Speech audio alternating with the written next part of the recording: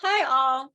So I gave a book event a few weeks ago at Chico State, and I just wanted to make sure it was recorded and available to folks. So I'm going to do it again right now. So let me pull it up. It's about a half an hour long. Okay.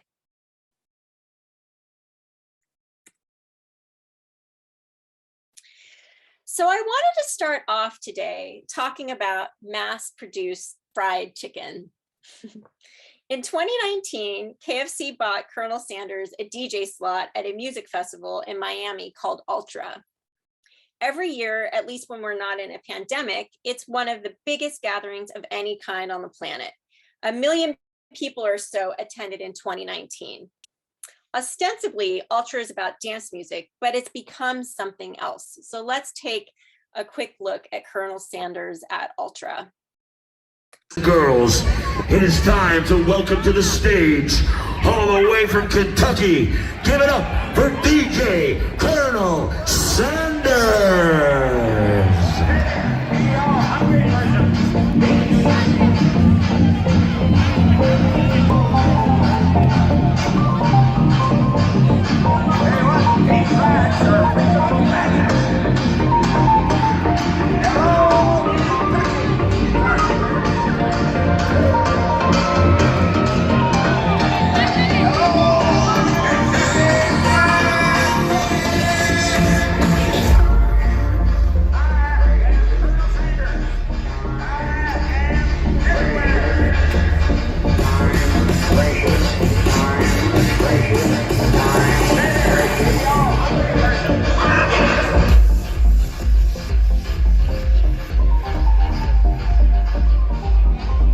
Okay, so you get the point. DJ Colonel Sanders isn't the first, but just one other infuriating blow to a far less commercial space, one that clubbers and DJs swiftly critiqued. As one DJ wrote, there seems to be no limit to the lack of common sense and ethics. Business is business, but this is really too much. At the expense of creative people, corporate and overzealous, mindless promoters are destroying dance music. Greed will kill dance music. Another responded, greed has killed dance music. So has it? If greed has killed dance music, what's dead? What has been lost? Why are people so upset about what's happening in dance music right now? And how are the players inside of it navigating a culture once sacred and now being killed by greed? So this balance, that is the rave, authenticity, commercialism tension, that's what I've set out to really understand in my work.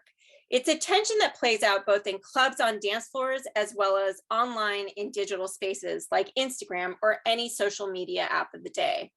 So I went to those places to build my understanding. In my work, Dance Music Spaces, I follow 3 women DJs, TBM, Protect Trans Kids, Honey Dijon, off to the right, and Peggy Gou, unpacking how they, as emerging celebrity DJs who make their living filling clubs and making dance music, navigate this authenticity commercialism tension in today's dynamic dance music culture. I wanted to use this talk to introduce you to all 3 of these DJs and the history, my history in these spaces, and unpack a bit for you what strategies they use to maintain credibility and improve their status to make money, and along the way do a couple of readings. I'm going to also do a couple of readings from my book. So I say my history because this authenticity commercialism tension is personal to me. It's where I came from. Back as a teenager in the 90s, it's a scene that quite literally shifted the course of my life. And what I do is I open my book with a vignette of what it's like to be on the ground in these at these early dance floors. So I'm going to show you a video of an old school rave in the background, and I'll be reading from the first vignette of my book.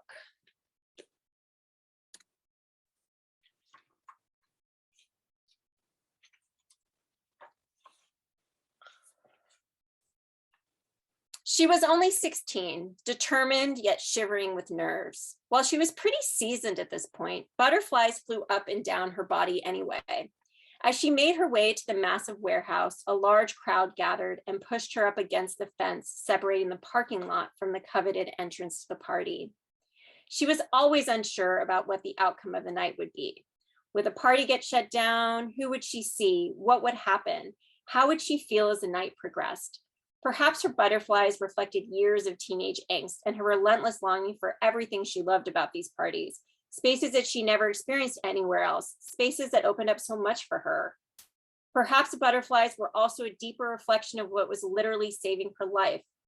The dance floor she found in these warehouses, the people with whom she shared collective moments of pleasure, and the way she was able to move through her body offered a long, ongoing, life-affirming exhalation.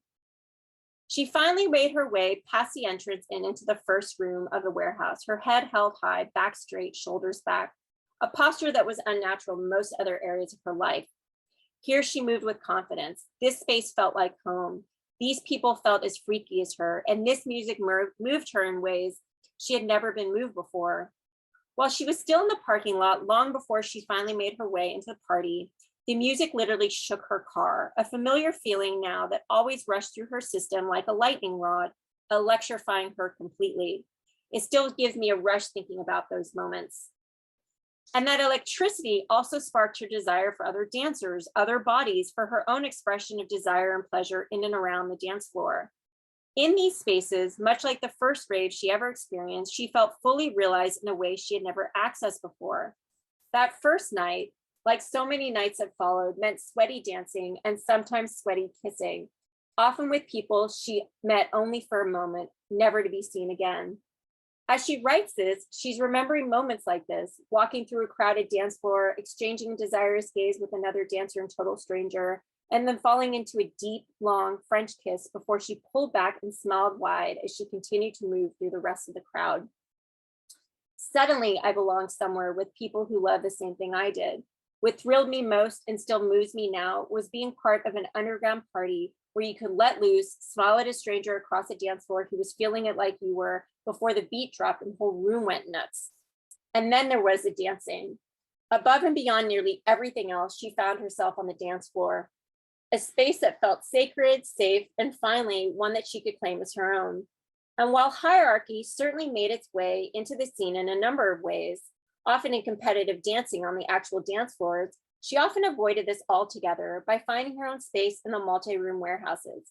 Within minutes of entering the party, she would leave her group of friends and venture off on her own, getting a sense of the space and looking for the perfect spot to dance with her own shadow. So I begin with this vignette in order to reveal how deeply embodied, emotional, and sensuous moving through dance music spaces can be. Clubbing does not happen, but is experienced. How are these spaces embodied, and what do these embodiments reveal about their ongoing social and cultural components? Similarly, what are the social and cultural contradictions that emerge from contemporary dance music spaces? These are some of the questions that animate my project. Okay.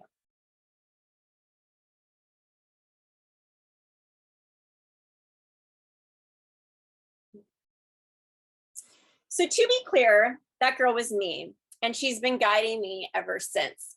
So just a quick history of how I landed in this project, how I started working on this project. And I talked about this during the talk, but I continued raving. I was doing it for like 4 or 5 years. I mean, this is, from the time I was 16 until I was about 21. And I noticed it getting more commercial. So I lost interest in it. I kind of stepped away from it for many years. And I started, later, many years later, as a graduate student, I kind of landed back in nightclubs. And that's a longer story that I can explain at some other point, but I ended up in nightclubs again. I was studying how gender and sexuality played out in nightclubs in Bangkok, Thailand.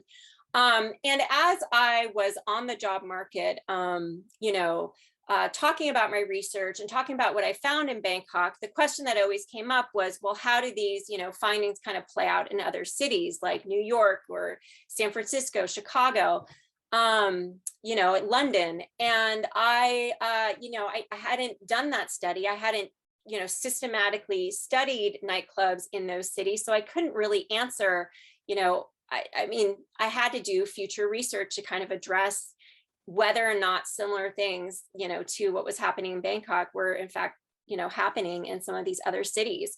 So I finally landed a job. I started at Chico State, and I finally secured funding to, start answering those questions. So by summer 2017, I secured internal funding to start kind of, that next phase of my work. And I thought I was going to be looking at similar kinds of spaces. So I thought I was going to be looking at, so-called straight spaces and so-called queer spaces, nightclub spaces, much like what I had done in Bangkok. And so, I'm at this first club with my best friend. We're in London in Shoreditch, one of the first clubs. And we, there really wasn't much going on. It was like we were on the first floor of the club, and it wasn't really, the kind of crowd that I was looking for. It felt more like, a frat party than what I was interested in studying. And so as we were leaving the club, I heard this sound that I had heard like back in the 90s, literally the same kind of, the beat. And, I turned to my best friend and I said, "What's that sound? Where is it coming from?" And she wasn't quite sure. And so I literally followed the sound down like 2 flights of stairs, down into this kind of like basement area. And it opened up into this pretty massive dance floor. Everybody's dancing. With a big neon sign above the DJ booth that read, "We Still Believe." And that was TBM's dance floor. That was the Blessed Madonna's dance floor. And really, like that night, I realized, okay, I think this research is going in this direction. I didn't realize there was quite, this kind of scene still happening. I had been away from rave for so long. I had been away from this music and this, community for so long, so many years. And then, of course, I, looked into TBM a whole lot more, and it seemed like she was really doing some very interesting things to disrupt dance music culture. And so my research really kind of took follow the lead of TBM from that moment forward. So here's a quick example of TBM's dance floor to just, a slice of one of TBM's dance floors, just give you a sense of kind of what I fell into that night.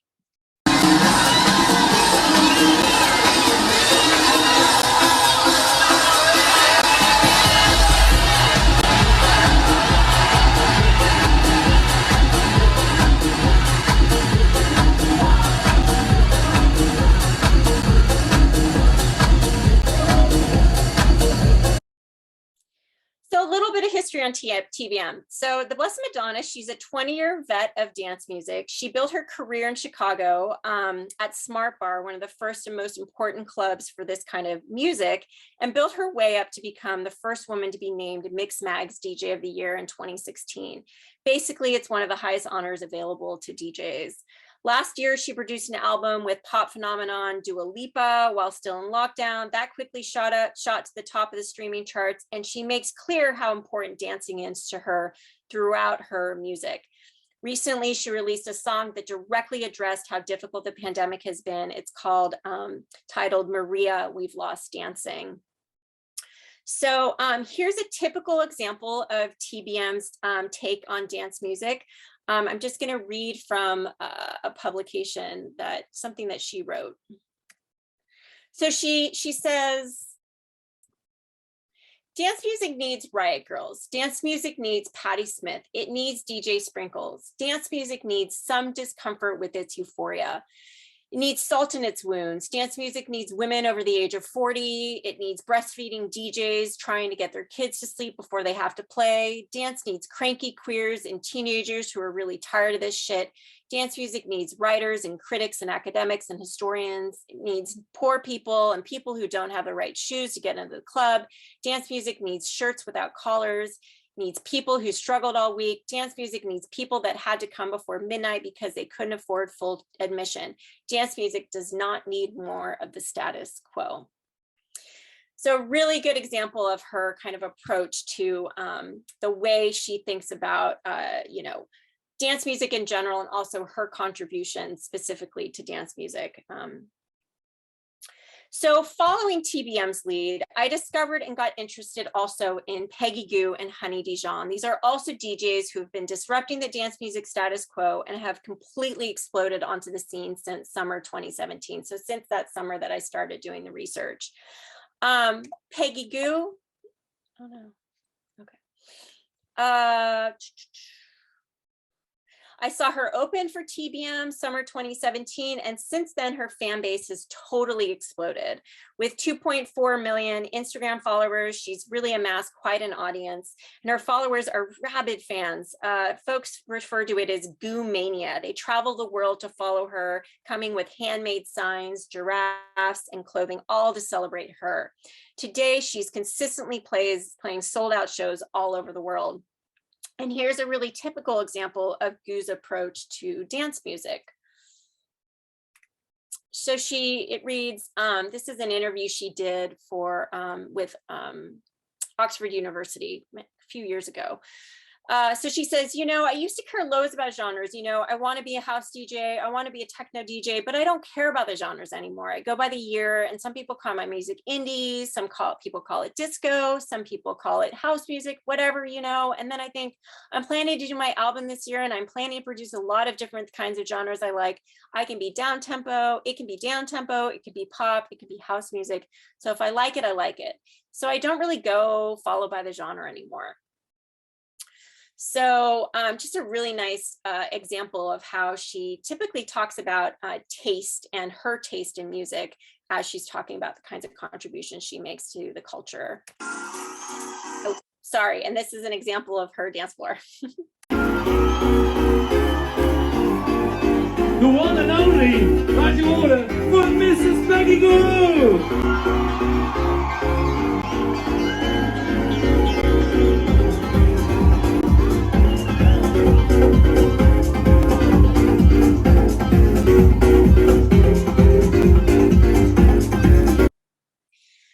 So Honey Dijon, like TBM, Honey Dijon also came up in the Chicago house scene, and also like TBM, she's unapologetic about calling out the dance music trends that are happening that alienate dancers on dance floors.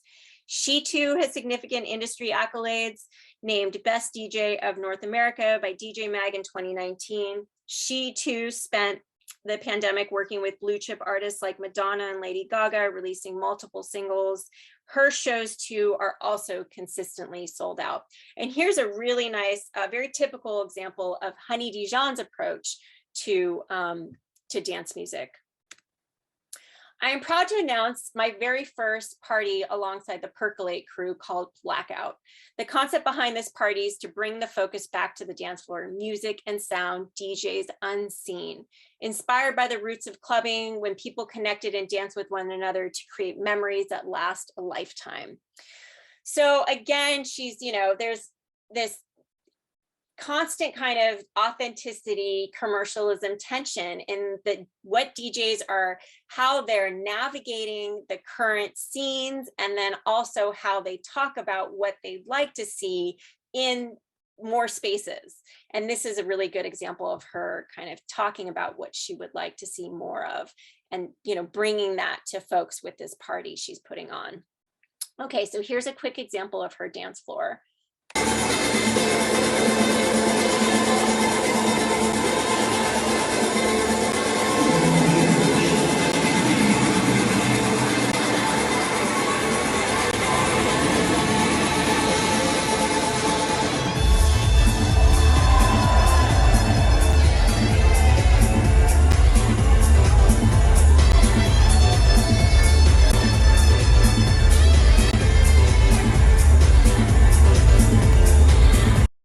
Okay.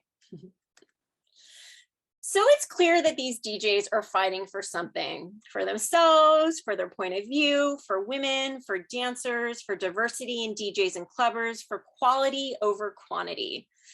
And it's also clear that they're emerging as significant mainstream dance music artists. We didn't even talk about them starting fashion labels, making visual art, or hobnobbing with the elite. Each in their own way, they're partaking in deeply commercial practices.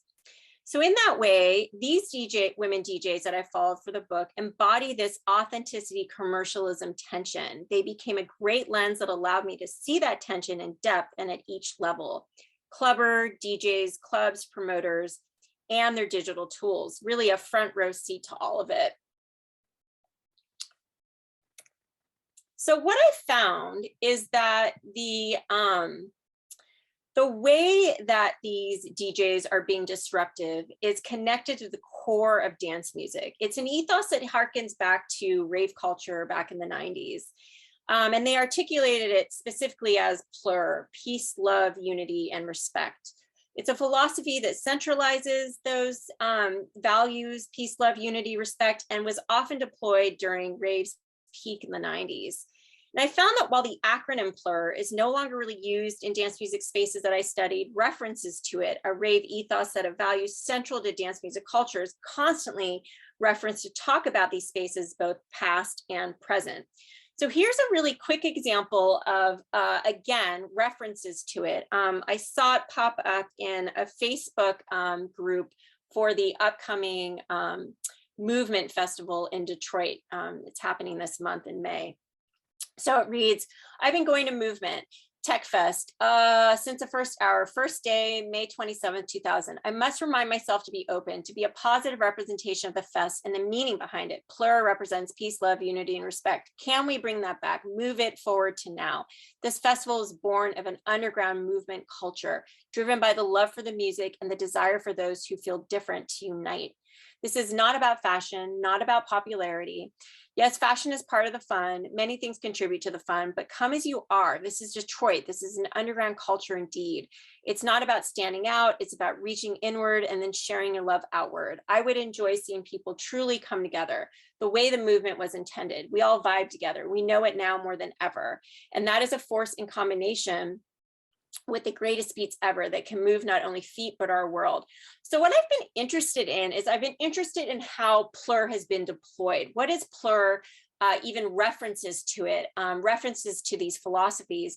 What does that produce? What does it produce for the DJs, for the fans, for the spaces themselves? So I'm going to now read from another vignette from my book where I talk about and I reference quite a bit of this kind of a set of philosophies. Let me go back to my book.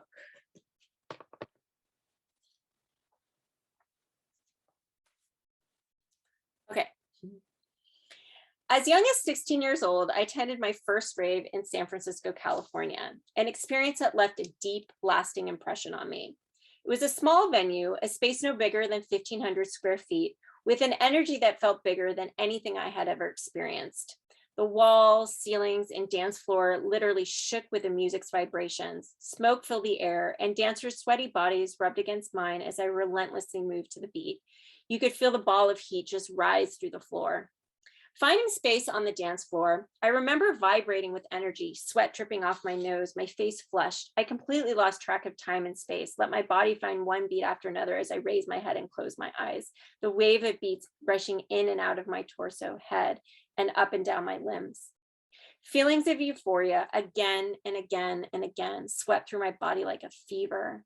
Never before had I felt so completely in my body, on my own terms, in control of my movements and interactions with others. Never before had I really, truly felt this free. There was an electricity that turned me on that night, and that inner light has stayed on for decades. The first impression was so lasting that I can still remember what I was wearing, how I was moving, with whom I danced, how I felt, and what I saw a quarter of a century later. Endless flashbacks of that night are still so vivid and fresh. Now, at 43 years old, I think about that night every time I attend a new dance music party. Will it feel like it did back then? Will similar moments of transformation and bliss enter into and around my body? Will I quite simply be moved? These are ongoing questions, desires, and experiences that people in the dance music scene often draw upon to describe its relevance to them and their community. They either lament its loss or reflect upon its iterations today. In this chapter of my work, I show how experiences of respite, release, and transcendence have and continue to inform dance music culture. I will begin to investigate the sociological implications of these experiences with the goal of better understanding what is accomplished in and around dance music spaces? If love is a message, what does this declaration actually feel like? What does it accomplish? These are questions I return to throughout the book. Okay. So,